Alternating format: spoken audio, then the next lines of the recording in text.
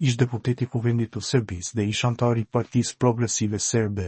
Dragan Shormaz, ka reaguar ashpër ndaj pjesëmarrjes së serbëve të Kosovës në protestat e organizuara në mbështetje të presidentit serb Aleksandar Vučić, raporton Kosova Press. Me një postim të publikuar në rrjetin social X,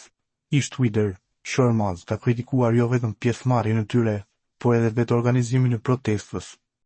të cilin e ka quajtur një grumbullim të umit të kriminalëve dhe beretave të kuqe të shkatruara, duke aluduar në përbërjen e njerëzve të pranishëm në këtë protestë, përveç disa studentëve shumë lum kriminal, bereta të kuqe të shkatruara në parkun Pioner kanë arritur edhe serbët e porosipër nga Kosova.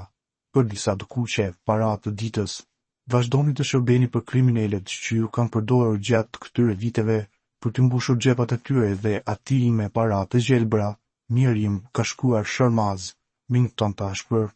Ky reagim i tij ka ardhur pas publikimit të pamjeve dhe raportimeve se pjesëtarët të njësirit famkeq beretat e kuqe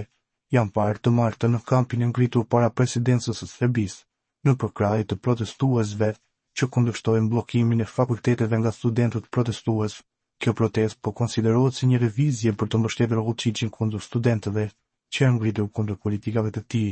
Ndër figurat e pranishme në këtë tubim ka qenë edhe ish koloneli Goran Radoslajević Guri, një emër i njohur dhe i akuzuar për krimet luftës.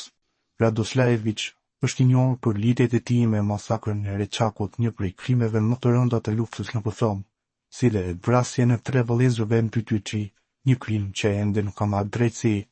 Pjesëmarrja e figurave të tilla dhe e serbëve të Kosovës në këtë tubim ka ngritur reagime të ashpra si brenda Serbisë, ashtu edhe në Kosovë. Shormaz, i cili prej kohësh është shndërruar në një kritik të hapur të Vučićit dhe politikave të tij, ka vlerësuar se serbët e Kosovës po përdoren si vegla të lira për qëllime politike dhe kriminale.